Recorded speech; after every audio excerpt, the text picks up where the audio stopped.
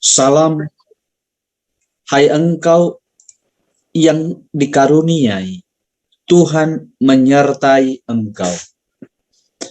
Maria terkejut mendengar perkataan itu, lalu bertanya di dalam hatinya, apakah arti salam itu? Kata malaikat itu kepadanya, jangan takut hai Maria, sebab engkau beroleh kasih karunia di hadapan Allah. Sesungguhnya engkau akan mengandung dan akan melahirkan seorang anak laki-laki, dan hendaklah engkau menamai dia Yesus. Ia akan menjadi besar dan akan disebut anak Allah yang maha tinggi. Dan Tuhan Allah akan mengaruniakan kepadanya tahta Daud, bapa leluhurnya. Dan ia akan menjadi raja atas kaum keturunan Yakub sampai selama-lamanya, dan kerajaannya tidak akan berkesudahan. Kata Maria kepada malaikat itu, bagaimana hal itu mungkin terjadi? Karena aku belum bersuami. Jawab malaikat itu kepadanya, Roh Kudus akan turun atasmu, dan kuasa Allah yang maha tinggi akan menaungi engkau. Sebab itu anak yang akan kau lahirkan itu akan disebut kudus, anak Allah. Dan sesungguhnya Elisabet sanakmu itu, ia pun sedang mengandung seorang anak laki-laki pada hari tuanya, dan inilah bulan yang ke-6 bagi dia, yang disebut mandul itu. Sebab bagi Allah tidak ada yang mustahil. Kata Maria, sesungguhnya aku ini adalah hamba Tuhan. Jadilah padaku menurut perkataanmu itu. Lalu malaikat itu meninggalkan dia. Demikianlah Injil Tuhan. Terpujilah Kristus.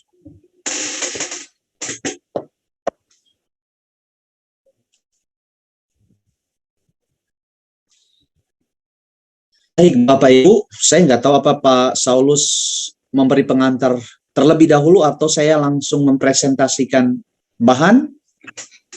Saya mohon tanggapan dari Pak Saulus, apa saya langsung memberikan men-sharekan?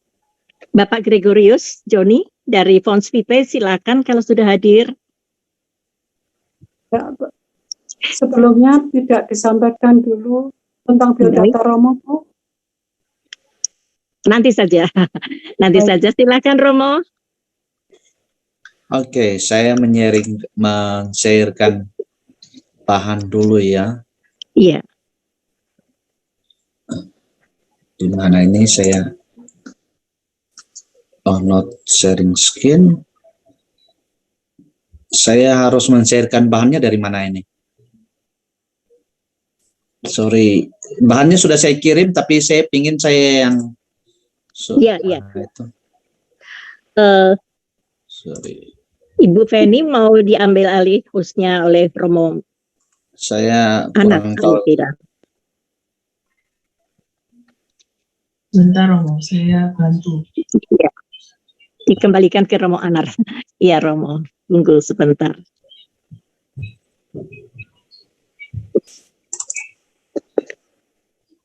Yang mana ini? Oke.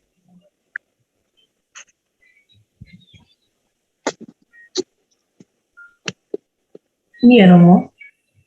Iya benar, pertemuan pertama. Silakan.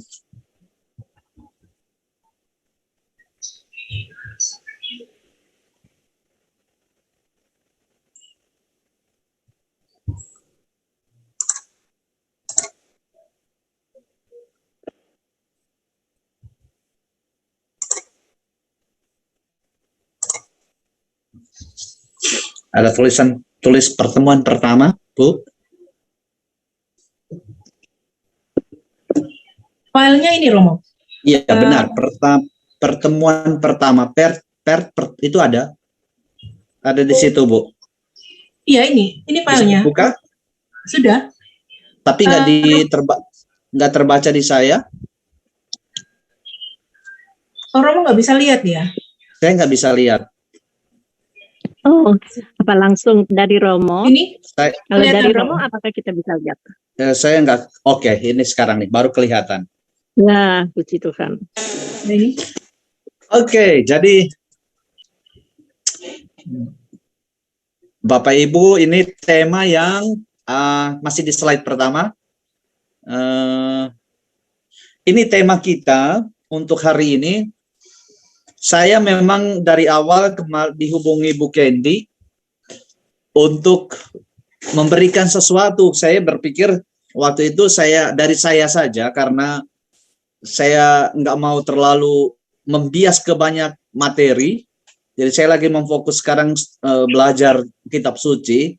Pikirnya saya itu mau cukup kitab suci aja yang dibahas. Tapi rupanya ada tema besar yang harus didalami. Maka nanti agak terbagi-bagi nih. Ini dari mana, dari sudut mana, ini dari sudut mana. Tapi saya sebagian besar akan fokus ke kitab suci. Biar kita orang Katolik itu bisa tahu sedikit kitab suci.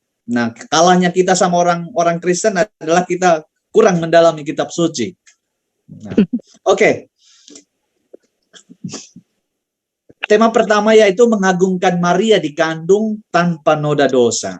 Nah, silakan di slide kedua. Dasarnya ini, jadi saya baru membaca, tidak semua saya baca tentang penampakan Fatima. Saya membaca artikel-artikelnya saja. Nah, rupanya ada sejarahnya. Devosi 5 Sabtu pertama ini. Itu terjadi pada tahun 1930. Jadi penampakan di Fatima itu terjadi persisnya ketiga anak itu pada tahun 1917. Tapi untuk sehubungan dengan devosi 5 Sabtu pertama atau Sabtu pertama itu terjadi pada tahun 1930. Penampakan itu terjadi hanya kepada Lucia. Dan di dalam penampakan itu bukan hanya cuma Bunda Maria dalam artikel itu ya, saya nggak tahu persisnya dalam cerita-cerita yang didalami oleh kelompok senakel ini saya nggak tahu. Tapi bahwa yang saya baca yang pesan Yesus yaitu mengatakan ada 5 jenis penghujatan kepada perawan yang tak bernoda. Itulah dasar kemudian kita mendalami ini. Saya pikir ini 5 Sabtu pertama itu bertolak dari 5 jenis penghujatan yang dikatakan Yesus kepada Lucia.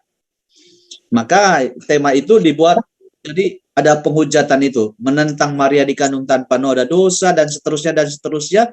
Lalu berdasarkan ini pesan Lucia ini, saya memformulasikan menjadi lebih positif. Supaya jangan mendalami hujatan, tapi mendalami keagungan. Nah itu. Supaya jangan berpikir negatif tentang itu. Orang mengatakan ini, dari gereja mengatakan ini hujatan, orang berpikir ini tentang negatif, sesuatu yang negatif tentang Maria, kita berpikir, saya membuat formulasinya lebih positif. Makanya menjadi judul tema hari itu sehubungan dengan hujatan pertama, yaitu menentang Maria yang dikandung tanpa noda dosa. Dan judul kita hari ini adalah mengagungkan Maria yang dikandung tanpa noda dosa. Jadi mengagungkan. Kalau kata mengagungkan ini bagus. Saya memilih kata ini karena memang dogma. Saya nggak tahu ini oma-oma atau ibu-ibu ini tahu nggak apa dogma. Tapi itu nanti bagiannya romo-romo yang belajar teolog. Saya belum, kalau kami yang belajar kitab suci belum sampai ke situ. Kami ngomongnya tentang kata-kata di dalam kitab suci aja. Jadi kalau nanti apa bedanya dogma, apa bedanya itu nanti urusannya romo-romo yang lain, yang teolog ya. Oma-oma ini sudah meminta tema-tema yang berat ini ya, yang kelompok sinakel ini ngomongnya tentang dogma. Saya berpikir wah, ini oma-oma ini sudah baca semua buku-buku tentang di mana ini di dalam gereja Katolik ini ada dokumen ini, dokumen itu, mintanya tema-tema berat ini. Oke, jadi mengagungkan Maria itu, kata mengagungkan itu artinya ya Tuhan itu mengerjakan sesuatu yang besar. Jadi rahmat Tuhan itu jauh lebih besar bekerja dan dalam kelemahan kita. Nah, ini yang paling penting nih. Nanti saya hubungkan dengan Maria. Jadi di slide, coba di slide ketiga.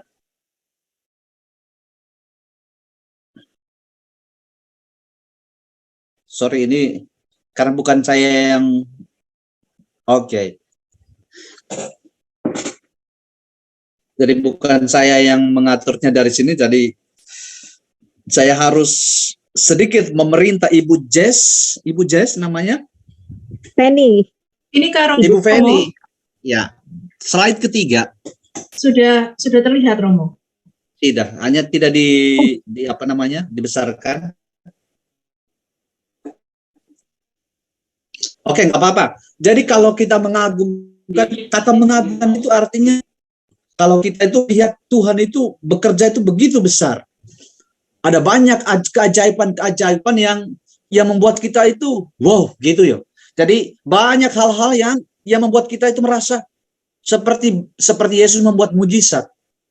Dan banyak orang itu terkagum-kagum.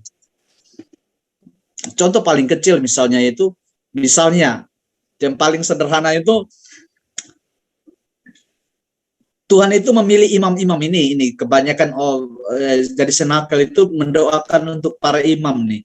Jadi Tuhan itu memilih imam-imam, apalagi imam yang baru tabis. Saya sih sudah 8 tahun imamat, jadi sudah terhitung lumayan tua. Yang baru-baru tabis itu kan masih fresh, masih umur 20-an, masih fresh. Nah itu kebanyakan itu bukan para ibu sih, oma-oma itu biasanya sangat mengagumi.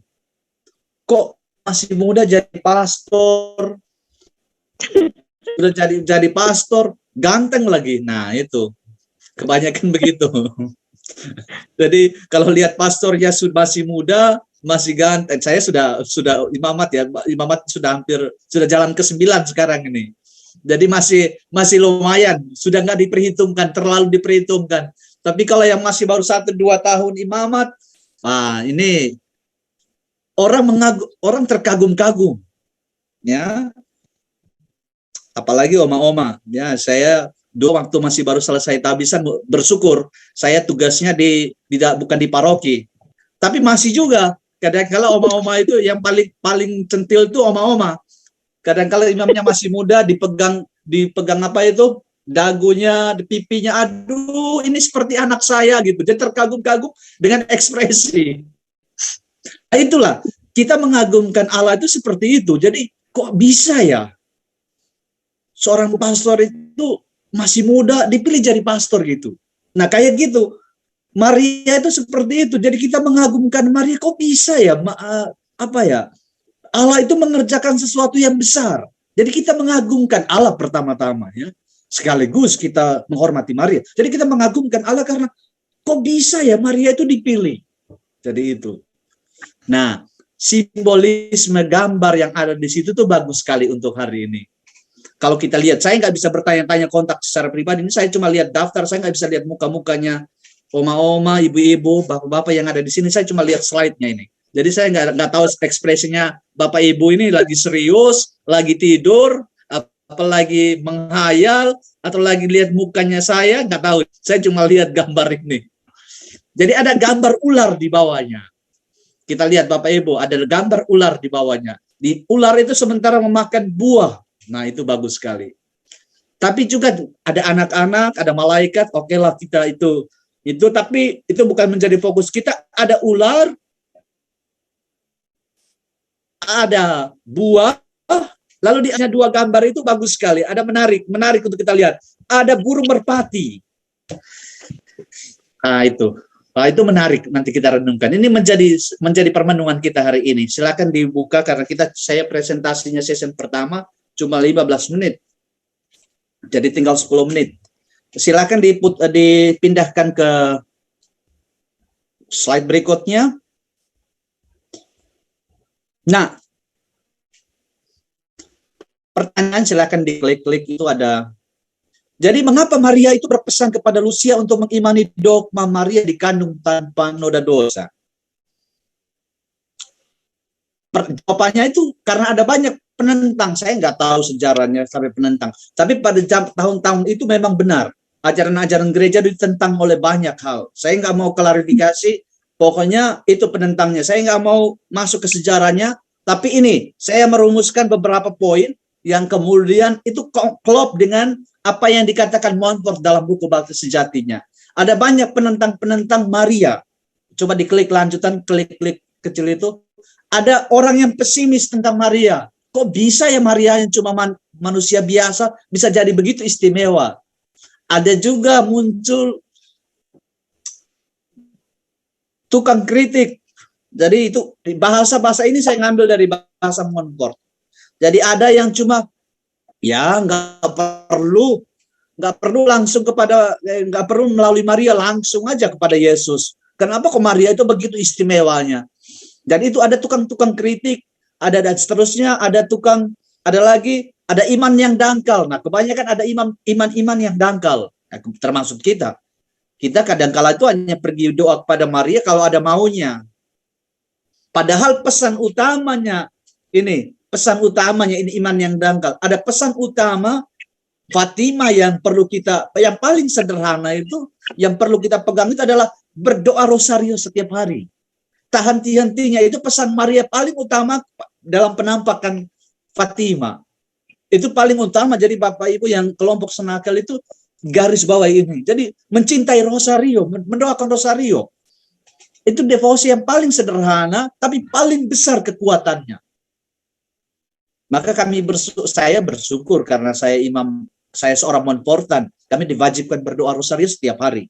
Jadi bersyukur karena itu. Tapi ini pesan Fatimah juga, pesan di Fatimah. Maria kepada 3 anak di Fatimah, berdoalah setiap hari rosario. Jangan pergi cuma bermimpi ke Fatimah. Oh Romo, saya sudah ke Fatimah 4-5 kali, tapi setiap hari nggak ada rosario. Aduh, gimana nih? Intensi ke Fatimah itu untuk apa? Orang itu kalau pergi ke Fatimah, ziarah Fatimah itu harus tahu ini saya apa. Saya setiap hari sudah doa rosario. Maka ketika saya mengimpikan untuk ke Fatimah, saya sudah memulai sesuatu yang sudah dipesankan oleh Maria. Makanya jangan dulu berpergi ke Fatimah kalau belum mencintai rosario. Rosarionya tunggu bulan Mei, bulan apa itu namanya ya, oke lah itu. Bulan Oktober, bukan. Jadi itu pesan Fatimah yang kita pegang sangat sederhana. Jadi maka senakal itu saya nggak tahu apa di dalamnya spiritualitasnya gimana, tapi baiknya pesan Fatimah yang sederhana itu paling utama itu dipegang. Pembual itu orangnya yang suka pesimis, misalnya seorang istri suka rosario, tiba-tiba suaminya, aduh habiskan waktu itu, rosario sudah 45 menit, misalnya kuatnya begitu. Jadi itu ada banyak penentang, ada banyak yang meragukan Maria, tapi mari kita dalami yang Maria dikandung tanpa noda dosa ini. Slide berikutnya.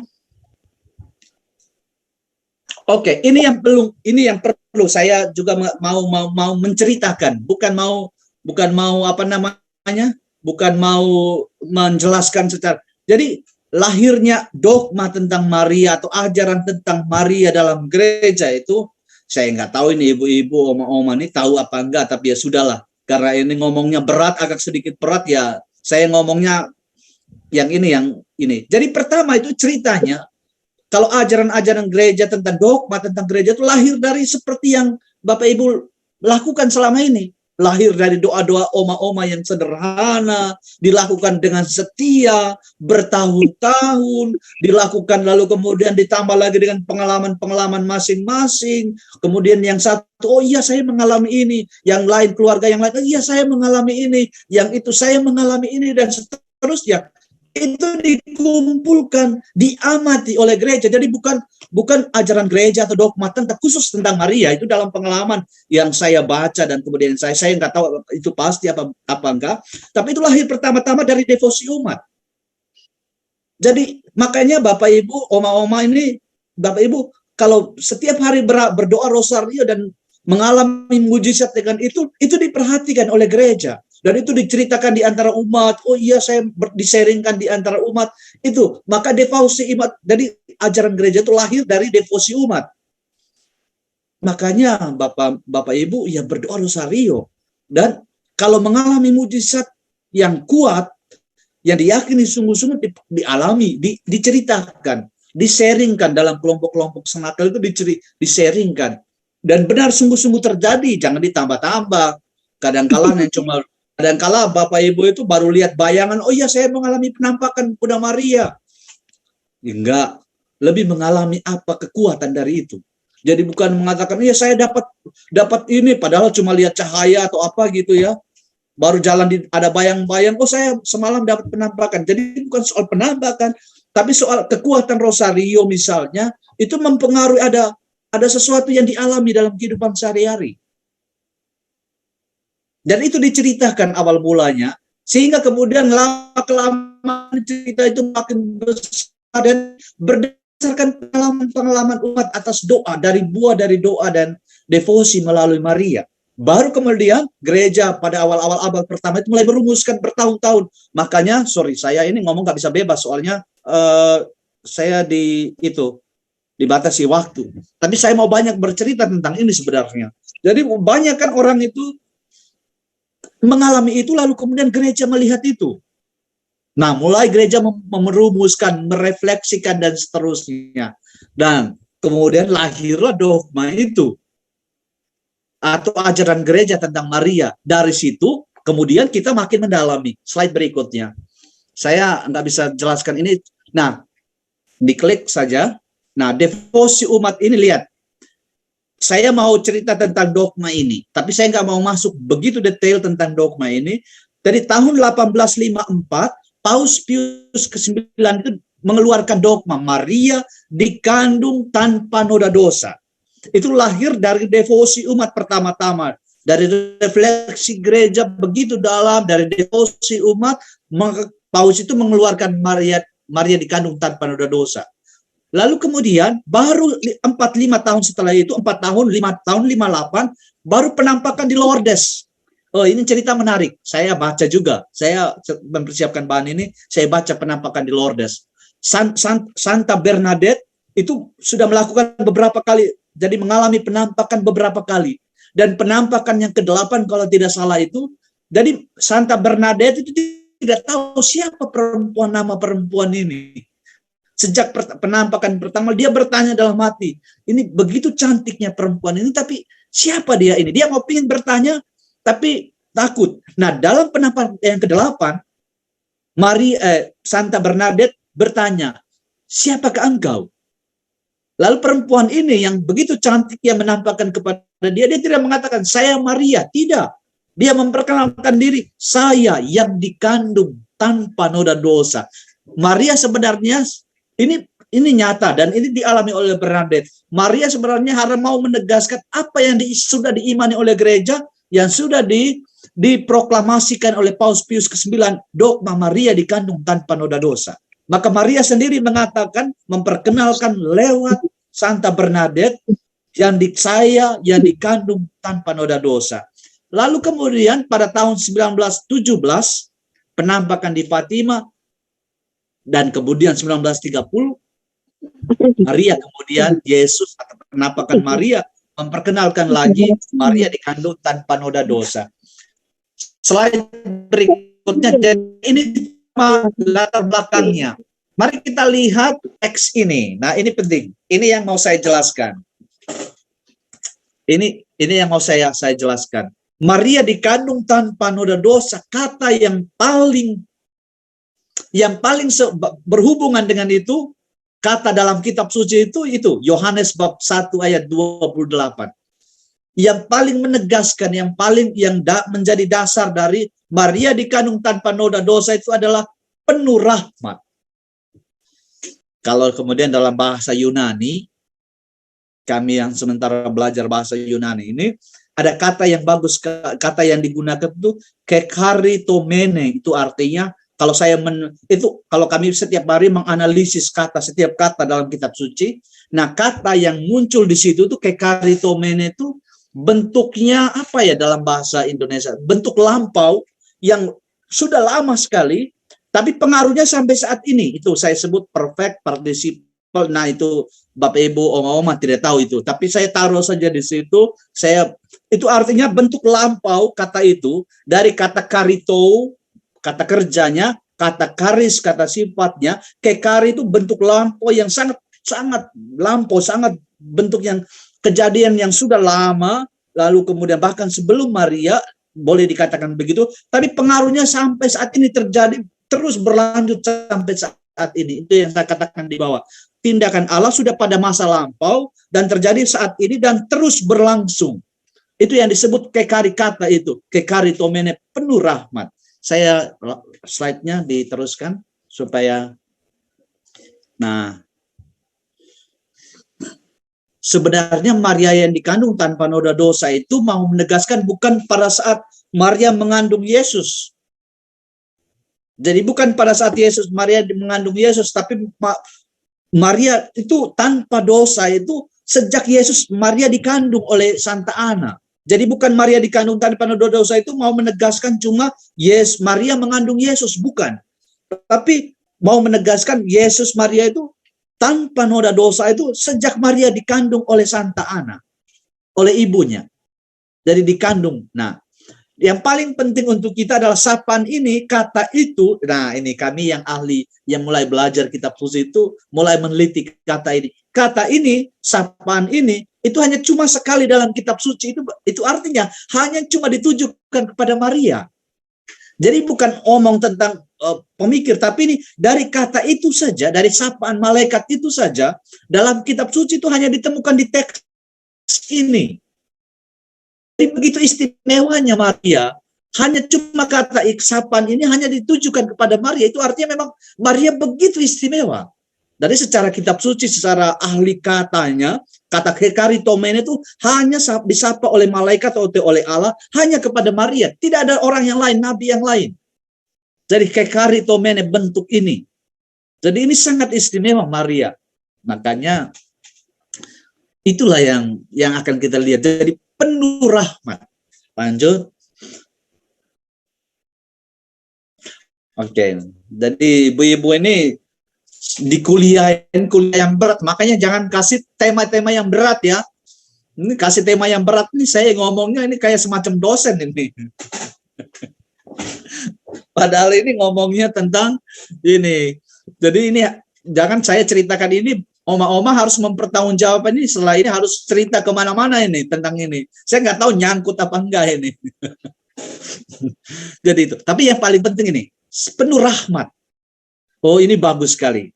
Penuh rahmat. Jadi di dalam Injil tadi kita dengar salam hai engkau, atau salam hai engkau yang dikarunia, atau dalam bahasa Latin paling bagus, atau dalam bahasa Italia atau bahasa Latin Ave Maria, Ave piena di grazia, atau kemudian salam penuh rahmat. Gak ada kata Marianya. Itu hati-hati. Terjemahan Indonesia juga atau terjemahan yang lain itu sudah mulai ditafsirkan, tapi kata aslinya itu adalah salam penuh rahmat. Artinya apa? Artinya itu nama Maria itu diganti. Ini penting. Nama Maria itu diganti dari Maria menjadi penuh rahmat. Nah, ini bagus kalau kita lihat dalam kisah Perjanjian Lama, atau kemudian nama Abraham itu diganti jadi Abraham. Ketika Allah itu mau mengutus Abraham, memberi tugas istimewa, itu Allah itu menggantikan nama seseorang yang diutus. Misalnya dari Abraham menjadi Abraham, dari Yakub menjadi Israel, kalau dalam Injil dari Simon diubah jadi Petrus atau Peter. Sorry, ini bahasa saya tulisnya dalam bahasa Italia, jadinya Simon jadi Petrus. Jadi perubahan itu tuh bagus sekali untuk kita renungkan. Jadi Allah itu bukan hanya cuma mengutus, tapi mengubah nama.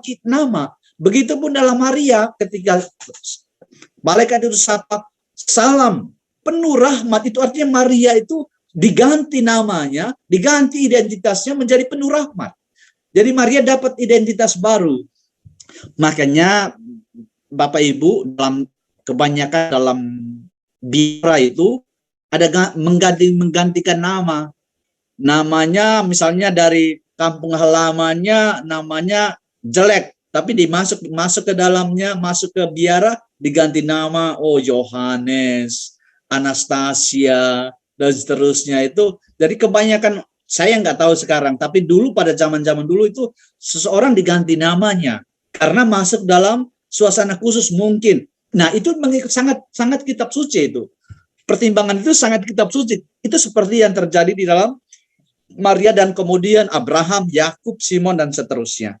Nah, kita perlu, saya pikir bagus sekali untuk kita renungkan. Saya juga dulu saya menggantikan nama saya sendiri. Dulu saya hanya cuma berpikir gampang aja daripada itu saya menggantikan juga nama saya. Tapi bukan nama santonya atau tapi nama sapaan saya itu diganti. Dulu nama kecil saya di orang di keluarga itu beda dengan nama ketika saya masuk biara. Ketika disapa, saya nggak mau menyebutnya, tapi ada perubahan itu. Tapi rupanya itu bagus, itu mempengaruhi kita. Jadi ada dalam filosofinya Cina, dalam bahasanya Inggrisnya itu adalah rectification of name. Artinya nama itu, saya nggak tahu itu dalam bahasa Cinanya gimana, tapi dalam bahasa Inggrisnya rectification of name. Jadi nama itu menegaskan identitas. Itu dalam filosofi Cina. Kami belajar dulu filsafat Cina. Nah, itu ada temukan kata itu rectification of name. Nama itu menegaskan identitas kita. Jadi itu bagus sekali. Coba Bapak Ibu ini menungkan nama masing-masing ini. Maria ini diganti menjadi penuh rahmat. Itu artinya memang kekuatannya itu dahsyat. Jadi penuh rahmat. Sekarang kita lihat apa arti penuh rahmatnya. Lanjut. Penuh rahmat itu menjadi nama baru, identitas baru bagi Maria. Jadi keberadaan Maria itu penuh rahmat. Jadi kalau ngomong penuh rahmat itu, kalau saya nggak tahu kalau botol ini, kalau air ini sudah penuh, nggak bisa isi lagi airnya. Termasuk itulah makanya kenapa disebut penuh rahmat. Kalau air sudah penuh di botol ini, tidak bisa diisi lagi. Apalagi dosa. Jadi kalau sudah Maria dalam dirinya itu sudah penuh, dosa tidak bisa masuk lagi. Makanya ketika kemudian diubah namanya, itu artinya memang Maria itu dosa tidak bisa ditambahkan, dimasukkan lagi karena dia sudah penuh. Dalam diri Maria itu seperti air ini, kalau kemudian ini airnya, botol ini masih belum dibuka, penuh dia. Kalau kita isi air lagi, nggak bisa lagi. Itu artinya memang dosa tidak bisa menghidap. Ini jalan pikirannya yang perlu kemudian yang perlu kita renungkan. Jadi Bapak Ibu kalau makan jangan sampai begitu kenyang. Nanti kalau makan lagi ya muntah. Karena memang tidak bisa terisi lagi. Banyak yang ya itu karena rakus jadi makan terus sampai kemudian sudah penuh nih. Akhirnya muntah karena memang tidak bisa diisi lagi. Nah, begitupun Maria ketika disebut oleh Allah itu Maria penuh rahmat. Dosa itu tidak bisa masuk lagi. Jadi tidak bisa mengenai lagi. Nah, oke, lanjut. Sebelum nanti, nah, ini yang saya bilang, yang dalam penampakan, jadi Lourdes pada zaman dulu itu seperti ini, sangat sederhana, simple. Ya, ini gambar yang dulu zaman dulu ketika kemudian Santa Bernadette itu kemudian mengalami penampakan sangat sederhana seperti ya memang di kampung ya. Jangan berpikir Bernadette itu jadi ceritanya silakan dibaca. Santa Bernadette itu orang kampung, setiap hari cari kayu untuk masak, jadi itu ceritanya. Jadi penampakan itu jadi makanya ya orang-orang sederhana lah yang disapa oleh Maria dan seterusnya. Sekarang oma-oma sukanya pergi ke mall, gimana mau disapa oleh Bunda Maria? Jadi ini contoh ini. Tadi mau menjadi orang-orang istimewa itu carinya tempat sepi, sederhana, simpel dan seterusnya. Sekarang ini oma-oma, aduh, kalau sekarang nih pastornya kami biasanya kritik. Pastor sekarang itu nggak pegang lagi rosario, pegangnya cuma HP. Ini Pak Romo-romo Italia yang tua-tua di sini selalu sinis itu. Sekarang pastor muda nggak pegang lagi rosario nih setiap hari. Tapi yang dipegang setiap hari itu adalah HP. Nah ini, sehingga bagaimana kemudian Allah bisa berkomunikasi. Nah Bernadette, lihat, menjadi contoh. Atau kemudian ketiga anak di Fatima. Orang-orang sederhana yang dipakai. Makanya oma-oma cari tempat retret, cari rekoleksi, cari tempat-tempat yang penyegaran-penyegaran. Jangan cuma setiap akhir pekan cuma cari mall, makan di mall, di mana-mana yang Bagaimana Tuhan mau berkomunikasi dengan baik? Seperti itu. Jadi itulah. Jadi Maria demikian begitu. Orang sederhana, Nazaret dan seterusnya. Saya, oke, lanjut dulu. Saya mau bercerita banyak, tapi ada banyak beberapa bahan. Nah, oke, sekarang kita lihat dari kata salam penuh rahmat ini. Kita lihat di teks hubungannya dengan teks yang lain. Penuh rahmat. Kalau saya sudah menjelaskan, kalau sudah penuh berarti tidak tersentuh, tapi ada hubungannya dengan perjanjian lama soal wanita dan Maria. Wanita dalam kejadian itu, jadi Allah ketika ngomong kepada atau mengutuk ular, dia mengatakan, aku akan mengadakan permusuhan antara engkau dan perempuan itu. Permusuhan. Jadi kalau ngomong musuh, yang satunya tidak pernah akan menyentuh. Makanya Maria memang sudah ditentukan. Perempuan itu akan mengadakan perempuan ini. Yang menggantikan perempuan Hawa itu, ada Hawa baru. Dan Hawa baru ini tidak pernah akan takluk. Jadi tidak pernah akan tunduk kepada dosa. Nah itu yang mau dikatakan permusuhan. Jadi kalau permusuhan ya, yang satu tidak ambil bagian yang lain. Maria tidak mungkin menyentuh dosa. Itulah alasan kenapa Maria penuh rahmat. Karena ini sudah mengadakan permusuhan. Berarti Allah memang sudah merencanakan untuk mempersiapkan seorang perempuan yang memang tidak tersentuh oleh dosa. Nah ini, oke. Lanjut, sebelum ada pertanyaan, masih ada beberapa slide lagi. Nah, yang disebut penuh rahmat sudah saya jelaskan, botol seperti botol tadi, tidak ada unsur lain lagi yang merasuki. Kalau musuh itu artinya memang dua berseberangan. Perempuan dengan ular, perempuan yang dipersiapkan Allah ini tidak mungkin tersentuh karena mereka berseberangan. Mereka bertentangan dan mereka berseberangan. Maka tidak mungkin tersentuh oleh dosa. Maka memang benar kemudian Maria itu menginjak ular itu karena memang Maria tidak tersentuh oleh dosa. Oke. Ada Hawa lama tunduk pada dosa, ada Hawa baru mengalahkan dosa. Jadi dia tidak mungkin terkontaminasi oleh dosa. Makanya disimbolkan meremukkan kepalanya. Oke, lanjut. Nah, jadi kalau ngomong tentang keselamatan itu bukan ngomong cuma tentang Yesus, tapi ngomong juga tentang perempuan. Perempuan itu dalam kisah kejadian kejatuhan Adam dan Hawa itu. Jadi bukan hanya cuma merencanakan tentang kedatangan Yesus, tapi juga Allah itu merencanakan perempuan istimewa, perempuan yang tidak terkontaminasi oleh dosa. Begitu. Oke, ini sudah hampir 17 menit. Saya buka pertanyaan, yang lain-lainnya akan session berikut. Silakan ada pertanyaan sebelum saya lanjut, supaya ini saya nggak tahu nih semua tutup ini apa kemudian ada lagi masak ini atau lagi di jalan atau lagi nggak dengar nih. Romo menarik. Oke, silakan. Nah, waduh. Pak siapa yang Saulus. Oke. Ya. Romo kelihatannya mungkin menarik banget ya yang tadi Romo sampaikan. Tapi apakah mungkin diberikan gambaran kepada kami itu dalam bahasa Greeknya ya, dalam bahasa Yunaninya itu ya, penuh rahmat, hekaritomeni itu. Dalam bentuk oke. Saya supaya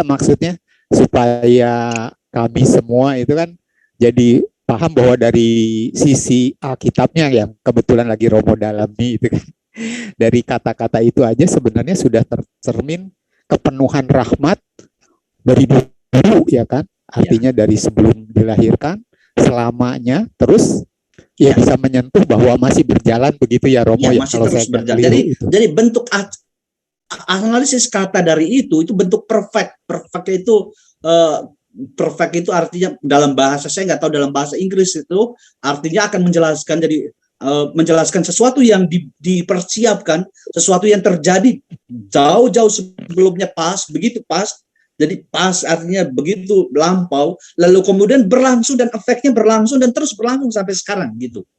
Jadi itu makanya itu nanti kita akan lihat di bagian kedua itu kenapa dalam teks itu kemudian diubah menjadi kata-kata malaikatnya diubah, engkau akan mengandung, Roh Kudus akan menaungi. Jadi dari kata perfect ini yang sudah ini kemudian akan dipertegas lagi oleh bentuk-bentuk feature. Jadi bentuk-bentuk bentuk lampu. Jadi sorry, saya belum mentransferkan ke bahasa Indonesia ya. Jadi saya mentransferkan dalam bahasa kuliah, artinya bentuk feature, bentuk akan datang. Bentuk jadi nanti dalam kalimat-kalimat itu coba dilihat bacaan tadi, engkau akan mengandung, engkau akan melahirkan, Roh Kudus akan menaungi, dia akan disebut anak Allah. Jadi dari itu makanya dari masa lampau, tindakan Allah dari masa lampau terus akan dan terus berlangsung, continuous. Jadi terus berlangsung. Jadi semacam itu. Jadi saya mau menunjukkan, tapi ini saya nggak tahu operasinya gimana saya tampilkan. Saya bisa menunjukkan kata itu. Jadi kata itu artinya grace atau dalam artinya graceful. Dari dalam arti dari bahasa Yunaninya karito atau karis, dalam bahasa itu karito itu artinya bentuk kerja dalam masa lampau, begitu, perfect namanya. Bentuk perfect. Dan saya mau tunjukkan, tapi saya nggak tahu nih caranya untuk menunjukkan itu. Jadi kita kehilangan banyak, tapi saya sudah begini aja udah bagus kok yang Oke. Romo. Terus boleh tanya yang kedua nih. Yang kedua mungkin Romo, kata wanita di dalam Kejadian 3:15 itu memang menunjukkan pada Bunda Maria ya Romo ya, bukan ke Pada Hawa ya. Jadi itu bagus sekali pertanyaannya itu, kata wanita. Kita lagi mempelajari yang namanya tipologi. Tipologi itu artinya tipos, itu artinya Allah itu tidak merujuk langsung. Tipos itu artinya pralambang, jadi melambangkan. Jadi itu yang disebut tipologi. Jadi perjanjian lama itu adalah tiposnya perjanjian baru. Jadi pralambang. Jadi wanita, dia tidak langsung menyebut nama Maria, tapi merujuk ke situ. Itu nanti bagus sekali untuk pertanyaannya. Kalau begitu nggak ada kebebasan Maria. Kalau langsung menyebut nama, Maria sudah tahu, tapi ini Maria belum tahu. Kita lihat, ketika disebut malaikat mengatakan salam penuh rahmat. Apa yang menjadi reaksi Maria? Bertanya dalam hati, dia nggak tahu juga. Itu artinya memang Maria masih oke, nanti itu pertanyaannya, apa hubungannya dengan kebebasan Maria? Itu sesi berikut, sesi kedua nanti. Tapi mau mengatakan dia tipos itu artinya tidak merujuk kepada langsung, dia ini yang dimaksudkan. Enggak. Makanya sama juga. Jadi misalnya Yesus, tidak disebut Yesus yang ini yang dimaksudkan. Makanya sampai sekarang orang Yahudi nggak mengakui mana Yesus Kristus itu. Mereka masih menantikan Mesias. Karena itu tadi, perjanjian lama itu adalah tipos. Jadi dia memberikan sinyal untuk perjanjian baru. Jadi untuk kita makanya perlu harus memiliki kedalaman yang sungguh-sungguh. Makanya saya bilang dari tadi, kalau mengalami penampakan jangan langsung ngomong ini pasti. Itu sebuah pralambang, tanda semua. Maka butuh kejelian iman, kedalaman iman untuk lihat itu. Jadi itu makanya wanita benar, iya benar, itu menurut kita. Maka yakini itu. Yang dibutuhkan iman, bukan kepastian pengetahuan. Maka dibutuhkan wanita perjanjian lama, wanita. Itu rujuk Maria. Iya, kita harus meyakini itu Maria. Harus memiliki iman yang dalam. Begitu. Bisa menjawab pertanyaan itu? Halo? ya Romo, iya. Terima kasih. Oke. Masih ada? Beritahu ya kalau... Oke, silakan. Ada doa? Kita masuk dalam jam kerahiman. Oke. Ini doa kerahiman? Doa kerahiman. Oke. Tapi masih ada sesi yang kedua? Ya. Oke, silakan. Nama Bapa dan Putra dan Roh Kudus. Amin.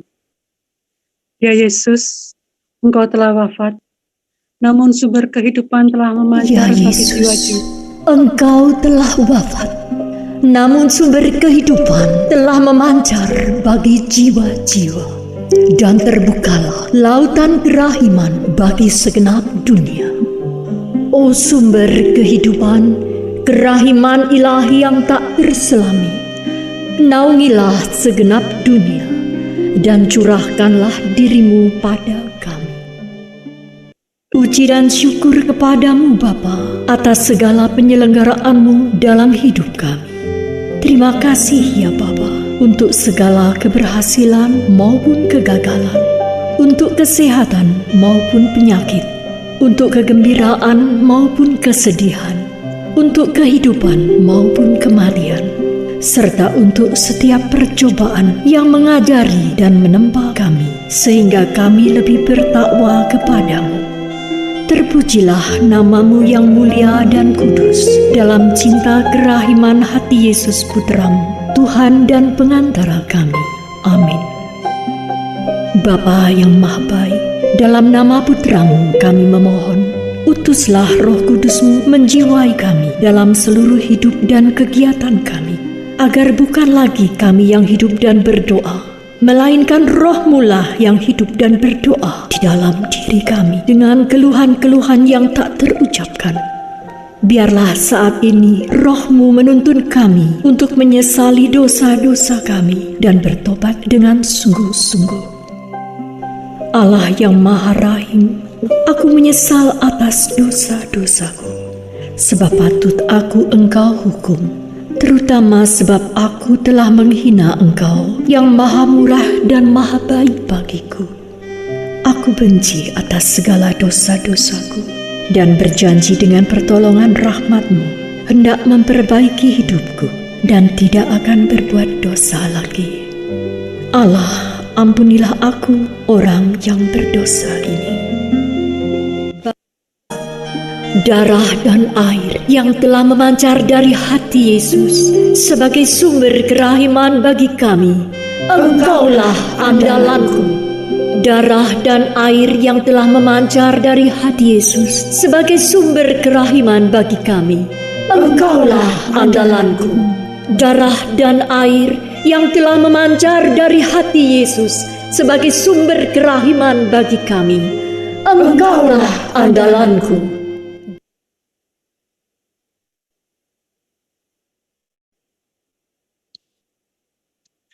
Yesus Raja Kerahiman Ilahi, Engkaulah andalan.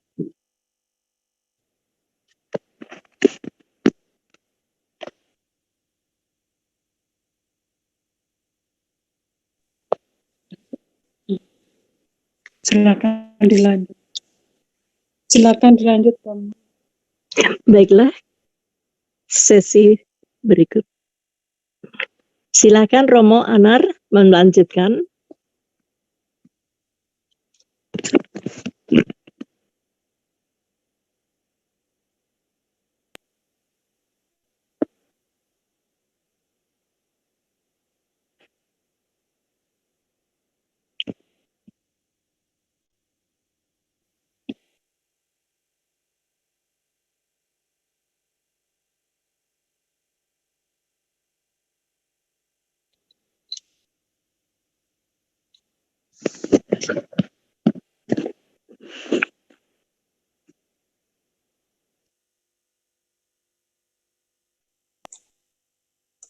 Oke, saya masih berharap masih ada pertanyaan supaya saya bisa mengetahui apa kemudian Bapak Ibu bisa mengikuti apa enggak. Jadi silakan kalau masih ada pertanyaan supaya nanti cuma saya menambahkan hal-hal yang satu hal baru saja yang tentang kebebasan tadi, karena pasti akan ada pertanyaan tentang itu. Kalau Maria sudah dilindungi oleh dosa, tidak berbuat dosa, berarti Maria kehilangan kebebasan. Tapi saya tidak mau ngomong dulu itu, kita bermain-main dengan apa yang sudah saya bagikan tadi. Supaya jangan sampai saya ngomongnya banyak, ditumpahkan nanti setelah itu pastornya cuma komen, kok pastornya kelihatan cakep ya? Cuma itu aja. Silakan. Ada pertanyaan enggak? Silakan lanjutkan dengan pertanyaan. Mungkin saya bertanya, Romo. Oke, silakan. Ya. Romo, saya bertanya tentang yang ada tadi dari awal disebutkan bahwa hujatan tentang Maria. Itu juga menjadi suatu pertanyaan bagi saya, yaitu kenapa Maria disebut sebagai Bunda Allah, bukan Bunda Tuhan saja. Oke. Ibu, kita Terima masih kasih. sempat pertemuan. Ini apa yang tanya? Ibu siapa? Ibu Ati. Iya, Bu Saya Ati, Ati, Romo. sabar ya. Masih ada tema ketiga itu kayaknya Bunda Ala. Jadi nggak boleh rakus ya. Baik, baik. Tunggu Saya dapat- supaya nanti Ibu Ati bisa ikut lagi pertemuan berikutnya. Nanti kalau saya jawab sekarang sudah cukup Oh, gitu ya. pertemuan berikutnya. Silakan, Baik, masih ada terima pertanyaan lain yang menyangkut ini supaya kita mendalami ini ya. Masih ada?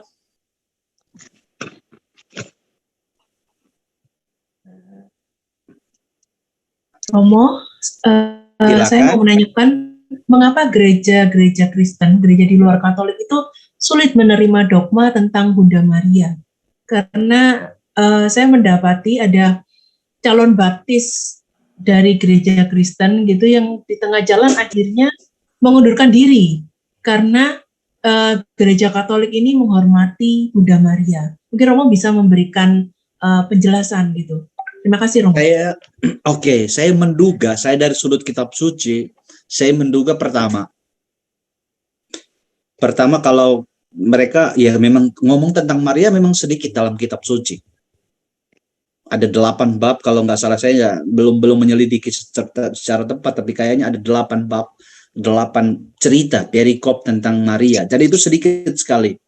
Jadi karena orang Kristen lebih percaya pada sola scriptura, belajar pada kitab suci. Saya itu dari sudut saya ya. Nanti kalau ada romo-romo yang dari sudut teologi, dari sudut ini, saya konsisten dengan apa yang analisis saya. Jadi kayaknya mereka sola scriptura, jadi percaya melulu kitab suci. Padahal ini penting. Pengalaman saya belajar kitab suci itu butuh iman yang dalam, bukan hanya pikiran, iman yang dalam untuk makin menggali.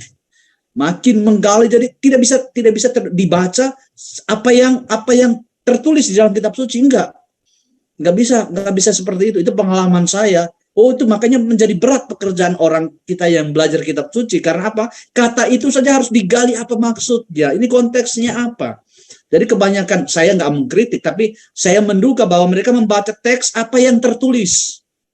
Maka tafsiran mereka menjadi sangat sempit. Jadi makanya ketika mereka melihat, Maria itu cuma sedikit yang tertulis dalam kitab suci. Ya sudah, nggak mungkin Maria itu penting karena kuantitasnya misalnya. Atau kemudian karena ini terlalu melebih-lebihkan. Tapi secara kitab suci kemungkinan saya menduga mereka melihat jumlah kitab, cerita tentang Maria sedikit saja. Padahal sedikit itu bahas sekali pepatah Italia, tapi saya terjemahkan dalam bahasa ini, sedikit tapi itu sangat berkualitas. Nah itu bahasa Italia, saya nggak ngomong, tapi pepatah Italia itu selalu diajarkan ke saya dengar dari orang-orang Italia, sedikit tapi diterjemahkan Indonesia, sedikit tapi berkualitas. Itu artinya memang mendalami Maria sedikit, karena memang Maria sedikit sekali berbicara, itu juga. Tapi tidak berarti Maria tidak punya sesuatu, tidak istimewa, sangat istimewa. Maka dari sudut kitab suci, saya juga itu. Maka mereka tidak banyak menit, tapi mungkin ada analisis, ada tafsiran yang lain, saya nggak mau. Jadi itu Ibu, siapa yang menanyakan ini menarik nih. Dari saya sudut kitab suci seperti itu. Jadi dugaan saya mereka nggak mau terlalu, karena memang sedikit, nggak dikatakan di dalam kitab suci. Nggak dogma itu nggak dikatakan di dalam kitab suci, maka mereka nggak percaya. Gitu. Padahal pengalaman saya itu tadi, ketika saya belajar kitab suci itu berat banget untuk satu kata kekaritomene tadi didalami sungguh-sungguh itu. Kita nulis tesis aja. Kalau kemudian orang yang nulis doktoral di sini, yang doktor kitab suci, dia nulisnya cuma satu ayat dalam kitab suci, diteliti satu ayat aja, karena memang sangat butuh kedalaman untuk melihat teks itu sendiri. Jadi semacam itu. Makanya pekerjaannya saya ini, saya pulang Indonesia, saya sudah jadi, rambut saya sudah habis semua ini karena mikir satu kata itu. Oke, itu aja. Masih ada? Terima kasih Romo. Saya Romo. Oke, tapi sabar, moderatornya siapa ini untuk mengingatkan saya lagi berapa menit selesai session ini? Joni. Iya. Joni, tolong diingatkan saya berapa menit lagi selesai supaya saya mengkondisikan pertanyaan dengan bahan terakhir yang sesi kedua. Saya akan menyesuaikan. Yang penting pertanyaan itu yang penting untuk Bapak Ibu karena saya bisa mengetahui bagaimana Bapak Ibu mengikuti itu. Mungkin ada pertanyaan lagi atau Pak Joni dulu. Lagi berapa menit untuk saya? Mana Pak Joni? Oke, Ibu Debrina, untuk saya berapa menit lagi kalau memang nggak ada Pak Joni? saya cukup Semuanya konsisten dengan lebih- waktu, Bu. Iya. 30 menit untuk sesi 1. Tapi kalau Oke. lebih ya berarti sesi 2 dikurangin gitu. Totalnya Oke, 1 jadi- jam gitu aja Romo. Ya. Oke. Jadi, tapi maksudnya ini dari sekarang ini lagi berapa menit supaya saya bisa mengukur. Lihat jam. Apa waktunya tak terbatas? Oh ya, lebih baik. Oh, lebih baik. Oke. Saya kalau Bu Debrina nggak ini. Soalnya nggak- penuh rahmat Romo. Kenapa? Saya dengan kata-kata Santa Maria penuh yang penuh rahmat itu tadi Romo. Sehingga kalau penuh rahmat maka ia akan menyala dan tidak akan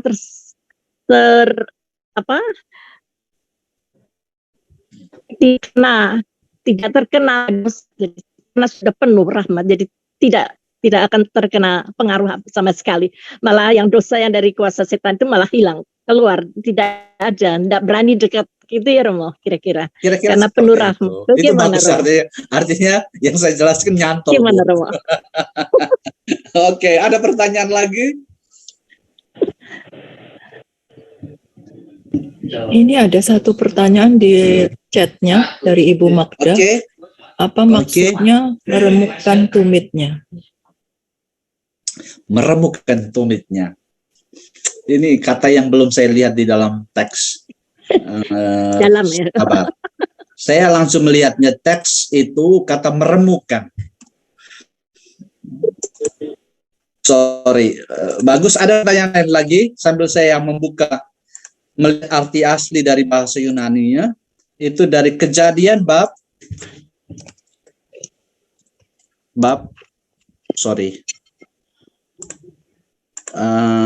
tolong dilihat Kejadian bab 1 ayat berapa ya? 14 ya. Silakan, masih ada pertanyaan yang lain?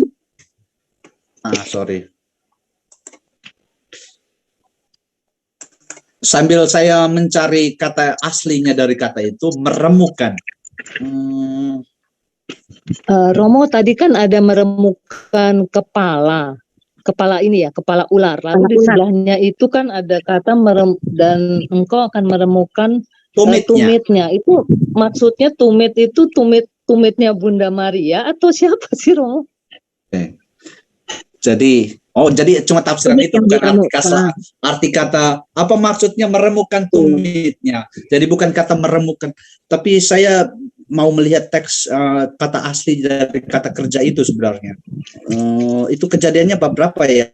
Sorry, bab 1 tadi yang saya sudah cantumkan. Kejadian bab 1 ayat berapa? 1. Tadi itu ada di slide-nya Romo ada itu. Ada. 1 ayat 14 kalau nggak salah. Sorry, saya nggak hafal ya. Mau 3:15 mau. Kejadian 3 ayat 15 mau. Kejadian 3 ayat 15. Oke. I put within kata ya bruise meremukkan, iya benar kata itu dalam kata perfect, iya. Jadi kata Yesu PK bahasa Ibrani, bahasa Yunani-nya, bahasa Ibrani ya. Ini dari kata bahasa Ibrani, kalau dalam perjanjian lama itu dalam bahasa Ibrani, perjanjian baru dalam bahasa Yunani. Jadi kalau baca teks asli dari bahasa perjanjian lama itu harus baca bahasa Ibrani. Jadi kata yang digunakan sepu peka, sepu. Jadi bahasa Ibrani, kata Ibraninya itu. Tapi kalau kemudian meremukkan tulang tumit, yaitu artinya memang kita bisa tafsirkan ya besar kemungkinan untuk ditafsirkan ya.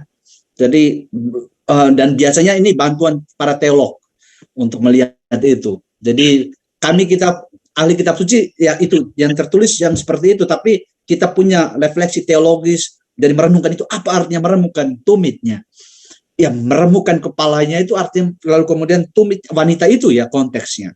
Konteksnya ya Maria masih terus diganggu sebenarnya. Makanya kebebasan itu masih akan nanti kita sesi kedua. Jadi Maria masih punya banyak peluang untuk menggunakan kebebasan itu. Jadi ada peluang untuk meremukan. Jadi itu bentuk yang dipakai itu bagus sekali. Bentuk asli kata-kata yang dipakai itu tadi yang dipakai kata kerjanya itu adalah Yesubka. Yesubka itu dipakai dalam bentuk kata apa ya? Kalau Indonesianya itu kata yang sedang berlangsung. Jadi imperfect, saya nggak tahu. Jadi kata itu dipakai untuk menggunakan ini masih terus dicoba nih, masih terus diganggu nih, imperfect. Jadi artinya continuous. Jadi terus berlangsung. Jadi Maria pada saat itu selama hidupnya tidak berarti dia itu tadi, makanya dia bertanya dan seterusnya itu karena memang seperti dalam wahyu. Kalau kita lihat bahasa wahyu itu artinya masih terus diganggu. Terus mau diremukan, mau diserang naga dan wanita itu bahasa simbolis dalam kitab Wahyu itu. Jadi masih terus mau menerkam Maria. Jadi itu terus berlangsung. Bahasa itu ditafsirkan dari teks Genesis, Kejadian, dan kemudian Wahyu. Itu punya koneksi tentang wanita itu. Jadi meremukan tumitnya itu artinya di Wahyu itu terjawab. Maria itu naga itu masih terus mencoba untuk menerkam Maria. Mau menghancurkan Maria masih. Dari itu maksudnya. Jadi meremukan itu artinya memang dosa itu masih terus mengintai, tapi ya tidak bisa karena sudah dilindungi oleh Allah. Tapi terus akan mencoba. Seperti naga itu terus akan mau meremukan wanita itu. Jadi lihat, bagus sekali kitab suci itu menghubungkan antara Kejadian dengan Wahyu tentang wanita itu. Tidak disebut Maria. Marianya ada di tengah di Lukas, tapi Kejadian dengan Wahyu itu hanya menyebut kata perempuan dan wanita. Jadi itu indah sekali untuk kita makin mendalami, makin punya iman. Ini pasti Maria, semacam itu. Jadi ini indah.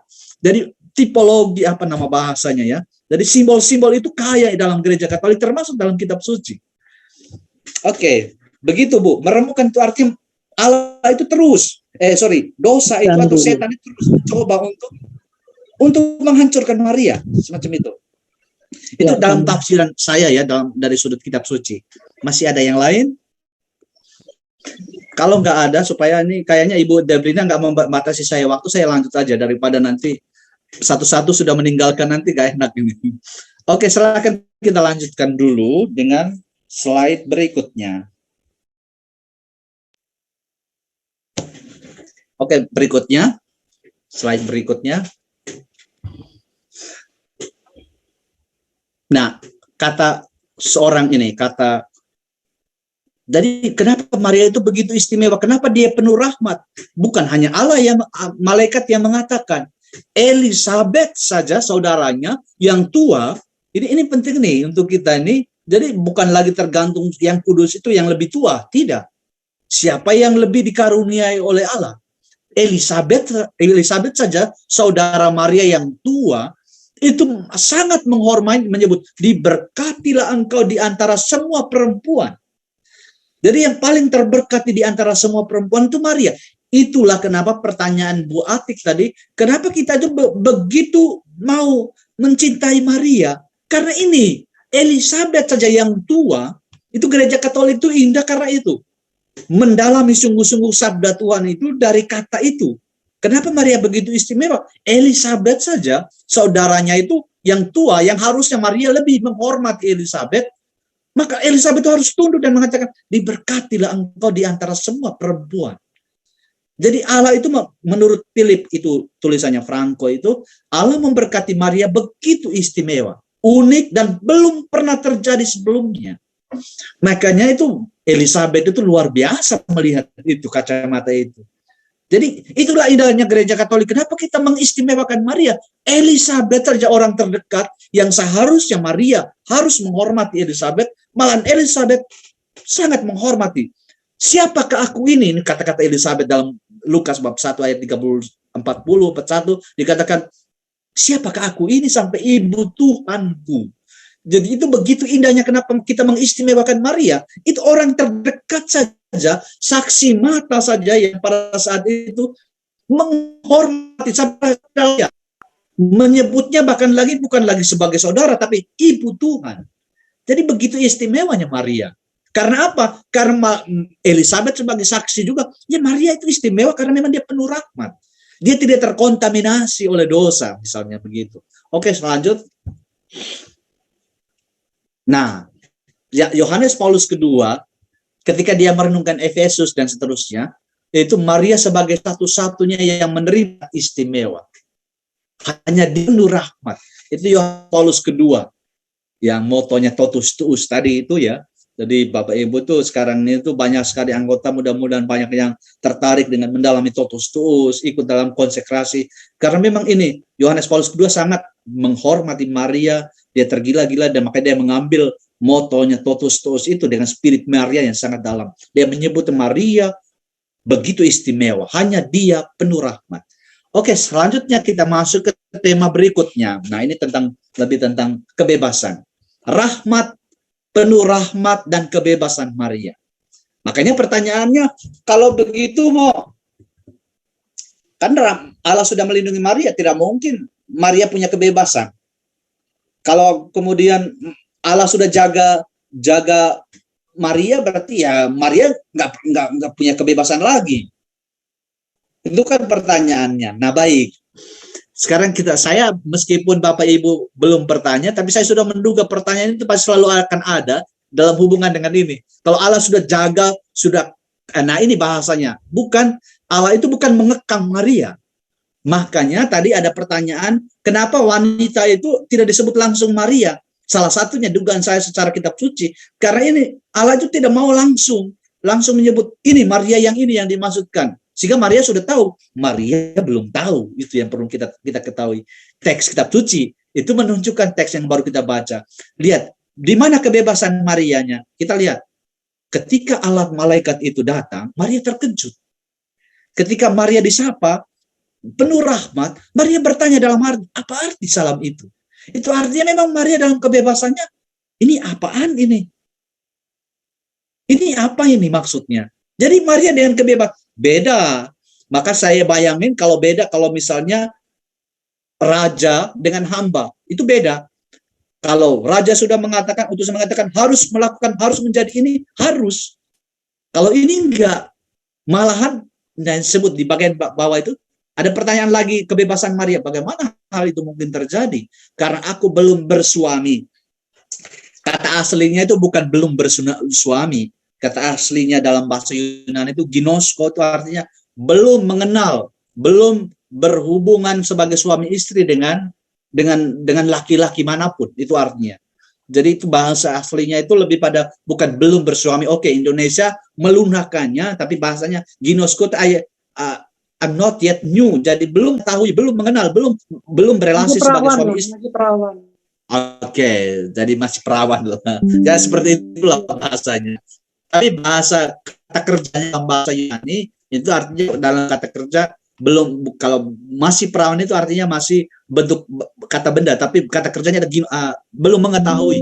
Oke, tapi bahasa Indonesianya aku ini hamba Tuhan. Baru kemudian, ini penting, baru kemudian di akhir penampakan malaikat itu, Maria baru ambil keputusan. Aku ini hamba Tuhan. Itu artinya memang sebelumnya Maria tidak tahu, Allah memang melindungi, tapi Maria dengan kebebasan sebagai manusia biasa. Saya cuma bayangin, cuma begini, saya dulu, kenapa saya jadi imam? Saya hidup dengan keluarga Katolik banget. Jadi Allah sudah mempersiapkan itu sebenarnya. Jadi saya mau membandingkan semacam itu. Saya sudah dipersiapkan, saya ditaruh dalam keluarga Katolik. Saya diminta untuk aktif di gereja, jadi anak sekamis, sekolah minggu, jadi putra altar. Jadi Tuhan itu sudah mempersiapkan itu. Tapi saya nggak tahu bahwa saya akan jadi imam. Tapi Tuhan itu secara tidak langsung, secara kita tidak sadari, Tuhan itu mempersiapkan itu. Satu persatu jadi putra altar, kemudian jadi ini, tiba-tiba kok lihat jubahnya pastor menarik, pingin mau jadi pastor. Nah, cuma itu. Jadi Allah itu menuntun, menjaga itu, tapi saya nggak tahu. Nah, demikian pun Maria seperti itu. Saya masih bisa bermain ke sana kemari, waktu kecil saya masih bisa ini, saya masih bisa banyak, seperti manusia biasa, tapi Allah itu secara ajaib itu mengarahkan. Nah, punya kepekaan itu, makanya Bapak Ibu, kita menciptakan lingkungan-lingkungan yang baik untuk keluarga. Ya, ciptakan lingkungan-lingkungan yang baik. Turunkan budaya-budaya Kristiani yang baik kepada keluarga, supaya itu kita dipakai oleh Allah seperti dulu, seperti Maria, Santa Ana dan Santa Yoakim. Mereka, ya saya nggak mau cerita lebih banyak karena akan kehabisan waktu, tapi mereka menyediakan, jadi mereka mandu, Ana mandul, lalu kemudian cerita apokrif, ya, bukan cerita dalam kitab suci, cerita yang tidak termasuk dalam kanon, tapi itu cerita yang beredar dan belum termasuk dalam kanon, belum diakui oleh gereja Katolik, tapi bahwa itu Maria, Ana itu mandul, lalu kemudian tiba-tiba terjadi mujizat, Ana mengandung, lalu kemudian Ana bernazar, lalu nanti saya kembalikan itu artinya nanti setelah saya lahir, saya tuntun anak itu pergi ke gereja misalnya, itu maksudnya ke bait Allah, lebih dekat dengan Tuhan dan seterusnya, itu nazarnya anak. Dan itu terjadi. Jadi Maria sudah terbiasa dengan lingkungan itu. Makanya ya Maria terbentuk dengan diri seperti itu. Nah, kita semua sebenarnya kesalahan keluarga-keluarga Kristiani, keluarga muda saat ini anti gereja, orang tuanya sudah malas ke gereja, gimana mau menyelamatkan anak-anak, iman anak-anak? Padahal keluarga itu sangat penting. Seperti belajar dari Maria, belajar sekolah kebebasan itu kebebasan yang bertanggung jawab. Jadi anak-anak, jadi sekarang aplikasi yang untuk kita sebuah refleksi tentang rahmat itu terus menuntun kita, tapi keluarga itu seminari kecil, jadi menuntun anak keluarga itu. Saya melihat misalnya keluarga-keluarga muda sekarang, mana setelah menikah ya sudah, yang penting anaknya ikut dengan omanya ke gereja, nggak cukup. Kebanyakan begitu, anak-anak itu yang sudah baru umur 4-5 tahun itu ikut omanya, orang tuanya hari Minggu nggak ke gereja. Itu gimana itu? Silakan yang punya anak-anak, yang sudah berkeluarga muda, diajak. Jadi saya ikut ajakan saya untuk ini, tema ini itu sangat pastoral. Jadi kalau Bapak Ibu punya anak dan punya cucu, dorong, jangan ajak cucunya untuk ikut omanya, ajak anaknya untuk ajak cucunya itu bawa ke gereja, ciptakan situasi itu seperti Ana dengan Ana Yoakim memperlakukan itu, seperti juga Yosef dengan Yusuf, Maria dan Yusuf bawa Yesus ke bait Allah. Jadi itu perannya sangat penting itu. Jadi kebebasan itu kebebasan yang sudah disekolahkan. Nah, itu bahasa saya ya. Kebebasan itu disekolahkan, dituntun. Jangan sepanjang hari anak itu dibiarkan main handphone, disuruh ini, cucu dan seterusnya, itu harus disekolahkan supaya kebebasan itu bertanggung jawab. Dan seterusnya, itu aplikasinya. Maka Allah itu punya ruang dialog, panggilan dialogis. Jadi Allah itu bukan seperti raja yang mentitahkan harus dilakukan. Enggak, Allah itu berdialog dulu. Makanya terakhir itu ada kebebasan, Maria ambil keputusan, aku ini hamba Tuhan. Jadi itu ada kebebasan yang luar biasa. Jadi bukan keputusan, ya kamu harus jadi hamba Tuhan, enggak. Tapi itu lahir dari kebebasan. Slide berikutnya. Nah, Maria adalah seorang yang menggunakan kebebasan yang benar. Nah, ini penting. Yang itu yang saya bilang tadi, sekolah kebebasan. Jadi kita, keluarga-keluarga itu harus menciptakan sekolah kebebasan. Jadi rahmat itu akan bekerja efektif. Kalau mau bekerja sungguh-sungguh, rahmat itu selalu ada. Hanya kita tidak mengefektifkan, sehingga kebebasan itu kita salah gunakan. Jadi harus ada sekolah kebebasan namanya ya. Jadi contoh-contoh kecil seperti tadi, anak dibawa ke sekolah, dibawa ke gereja, anak itu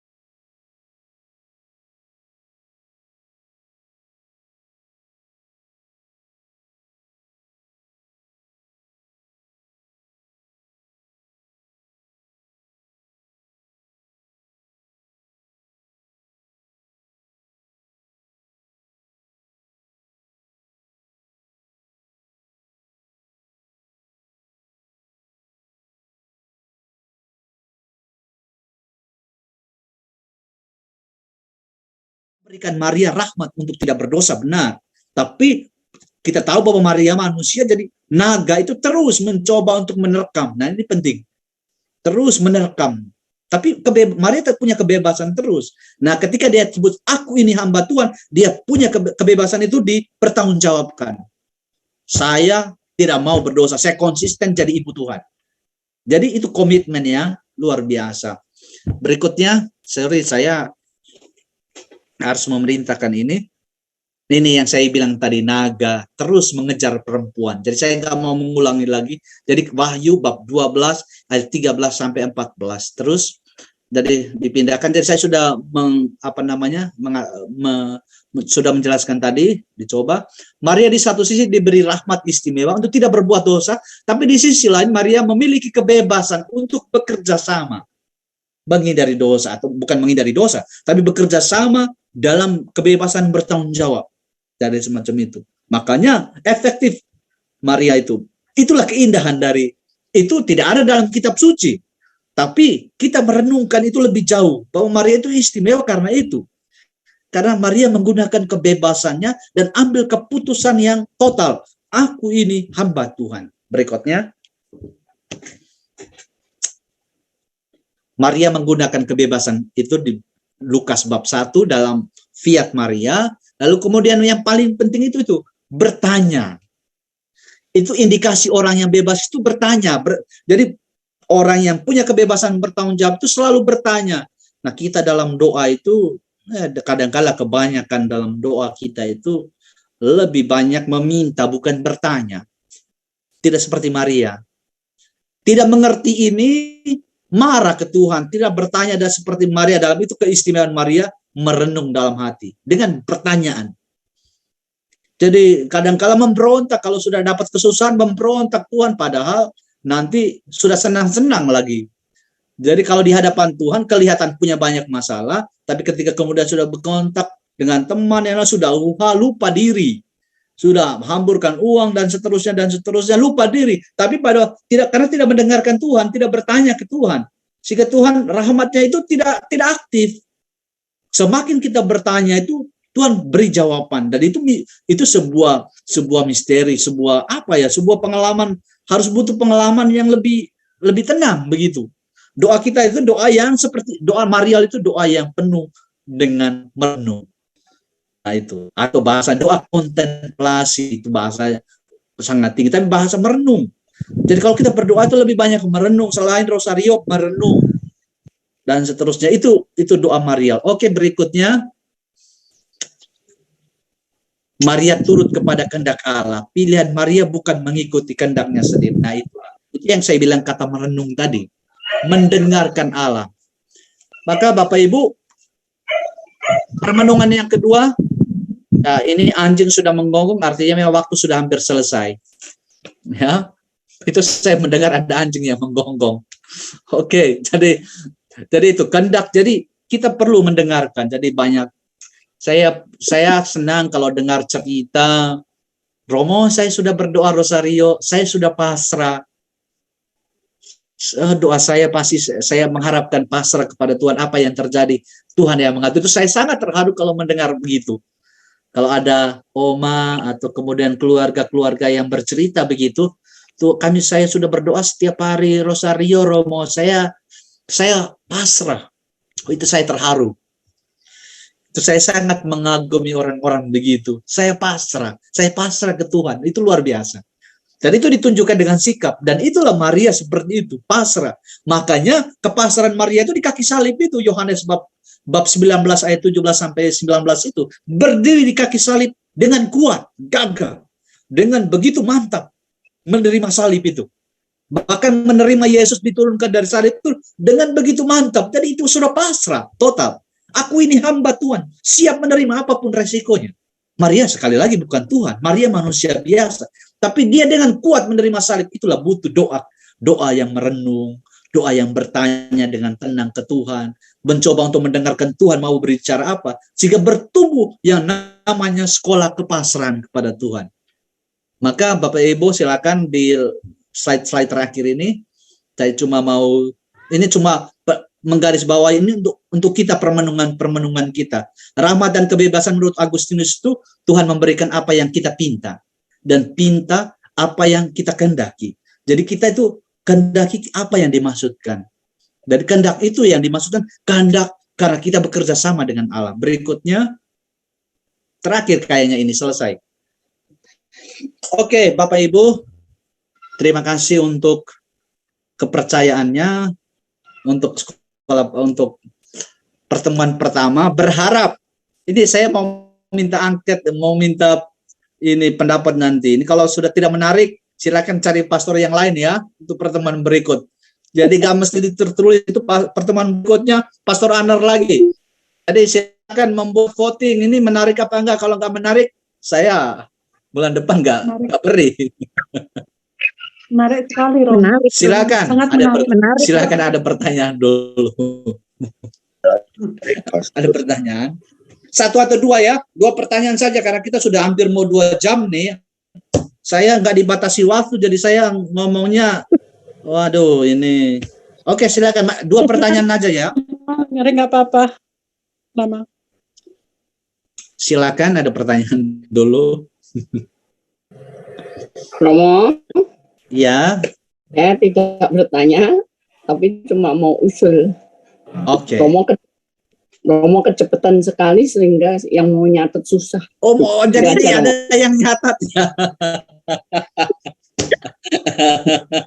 Jadi susah. Saya pikirnya cuma lihat slide aja, Bu. Oh, iya pantasan. Jadi terlalu Yang nyatatnya ini yang Ibu umur berapa nih, Bu? 76. Ya, yang nggak bisa lagi pegang ballpoint untuk nyatat, Bu. Oh bisa, masih bisa. Oh, bisa ya. Nah, jadi saya harus saya harus siapkan bahannya sedikit biar ada banyak panjang waktu untuk nyatat, Bu. Tapi ya bukan soal nyatatnya, Bu. Yang penting nyangkutnya di hati. Gitu ya, Ibu? Ya. Ini Ibu dengan Ibu siapa nih? Ibu Honglan dari Jakarta. Dari Jakarta, ya Ibu. Nggak usah pentingkan catatannya. Yang penting sudah nangkap di hati 1-2 kata, nanti dibagikan pesan-pesan itu ke anak-anak, ke cucu, itu penting, Bu. Bohongan ya. Ya, nggak usah. Saya, kenapa? Kalau udah usia ini sekarang nyantol nanti lupa, Romo. Oh, masih lupa. Ya, Cantolannya Kapan ingat? Nah. Kapan-kapan diingat. Jadi Ibu rekam aja ini. Ini kan ada rekamannya. Nanti diputar berulang kali, 1000 kali pun jadi, Bu. Saya masalahnya sangat konsisten dengan waktu. Saya nggak mau itu sampai 3-4 jam, kasihan nanti ada yang bisa tertidur. Gitu. Ya. Terima kasih, Romo. Oke, makasih Bu, masih ada. Ini bukan pertanyaan, malahan mengeluh. Nanti minggu depan bulan depan saya nyiapin bahannya sedikit. Oke, masih ada. Terima kasih, Romo. Apakah bahan materi Romo ini boleh disampaikan pada orang yang minta? Silakan. Gratis, Bu. Gratis. Ya. Yang penting Ibu bisa menjelaskan aja, itu yang penting. Ya, memang sesuai dengan doa saya, Romo. Oke. Apa yang harus saya lakukan, ternyata ketemu ini. Jadi mungkin pas. Silakan dibuat angket, Bu. Minggu depan bulan depan masih saya apa enggak? Gitu. Masih, Romo. Oh, masih ya. Masih 30 orang, Romo. Kenapa, Bu? Semua masih bertahan lebih dari 30 orang. Berarti kan menarik, Romo. Oh iya, makasih. Mungkin yang ini ya saya nggak lihat berapa orangnya di sini. Tapi ya. Oh, ada dari YouTube, ada banyak juga. Iya. Oke, jadi ya berterima kasih. Jadi itu aja, nggak ada pertanyaan, ini hanya cuma usulan. Oke. Saya pikir terima kasih untuk kepercayaan dalam pertemuan pertama ini. Nanti saya minta supaya teks itu dibaca. Kalau saya ngasih teks kitab suci itu dibaca, ya sedikit direnungkan punya pertanyaan apa, supaya saya lebih konsisten untuk menjelaskan, untuk memberi pendasaran kitab sucinya, supaya kita tidak banyak hal yang bisa kita soroti, Tapi saya karena sedang belajar ini, jadi saya lebih baik fokus dengan ini sambil menyesuaikan dengan tema yang diberikan. Jadi itu. Begitu Ibu Debri. Masih ada, kalau nggak ada saya kembalikan. Jadi terima kasih banyak. Kita ketemu lagi bulan depan. Saya nggak tahu tanggalnya berapa. Saya nggak bisa sampai pertemuan terakhir bulan November. Kemarin saya meminta Ibu Candy untuk mencarikan orang Romo yang lain untuk pertemuan terakhir. Iya, karena saya sudah memulai kuliah. Jadi saya nggak mau ketika kuliah saya nggak mau pikiran tercabang-cabang. Dan saya mau fokus dengan kuliah. Jadi bulan Oktober jadi masih tanggal 1 itu saya masih bisa beri karena masih libur. Tanggal 5 tidaknya sudah kuliah. Jadi saya November saya nggak bisa lagi. Jadi saya bisa sampai cuma 4 pertemuan. Itu saja. Saya kembalikan ke Bu Debri. Terima kasih Romo. Untuk selanjutnya slide akan doa penyerahan pada hati Bunda Maria yang tak bernoda. Mungkin ya slide-nya. Sebelum kita doa penutup dan berkat oleh Romo. Marilah kita berdoa, doa penyerahan kepada hati Ibu Maria yang tak bernoda. Ibu Feni, silahkan.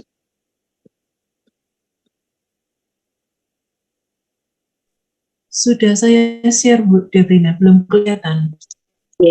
Perawan Fatima, Bunda yang penuh belas kasih, Ratu surga dan bumi, perlindungan orang berdosa. Kami yang bergabung dalam gerakan Imam Maria, menyerahkan diri secara khusus kepada hatimu yang tak bernoda.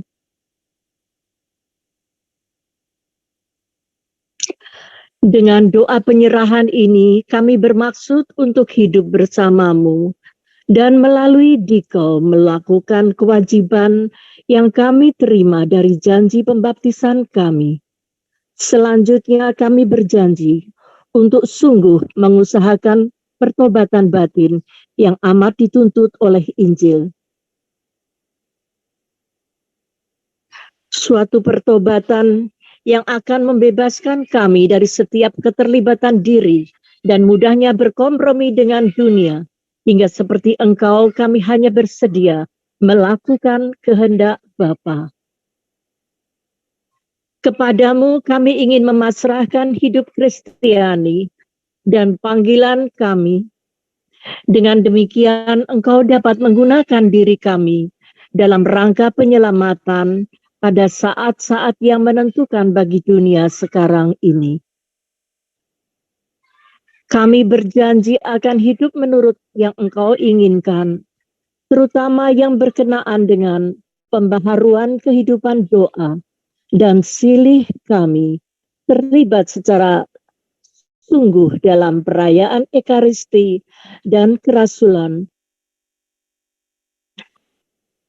berdoa rosario setiap hari, dan sikap hidup yang cermat sesuai dengan Injil bagi semua orang merupakan contoh ketaatan terhadap hukum Allah dan penghayatan keutamaan Kristiani, terutama dalam hal kemurnian. Kami berjanji kepadamu untuk bersatu dengan Bapa Suci, tahta pimpinan gereja, dan imam kami. Dengan demikian membangun benteng terhadap usaha penolakan akan wewenang mengajar yang mengancam dasar gereja yang paling hakiki. Maka di bawah perlindunganmu kami ingin menjadi rasul dalam kesatuan doa yang amat diperlukan ini dan demi cinta kepada Bapa Suci. Bagi beliau kami memohonkan perlindungan yang khusus. Akhirnya kami berjanji untuk membawa sebanyak mungkin jiwa yang kami jumpai dan kenal supaya memperbarui pengabdian kepadamu.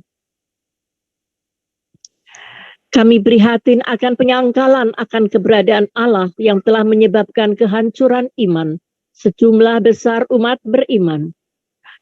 Penodaan telah mencemari bait Allah yang suci, gelombang kejahatan dan dosa makin menyebar luas di seluruh dunia. Dengan penuh kepercayaan kami berpaling kepadamu ya Bunda Kristus, Tuhan dan Allah kami, dan Bunda kami yang kuasa dan berbelas kasih. Pada hari ini kami kembali memohon dan menanti dirimu, penyelamatan bagi semua anakmu, ya perawan Maria yang baik dan penuh kasih. Amin. Kami mohon doa penutup dan berkat oleh Romo. Tuhan bersamamu, Dan sertamu juga. kita semua dan orang-orang yang kita doakan, serta perjalanan hidup kita diberkati oleh Allah yang Maha Kuasa, Bapa dan Putra dan Roh Kudus. Amin. Terima kasih. Terima kasih Romo. Sampai jumpa bulan depan. Sampai jumpa. Terima kasih.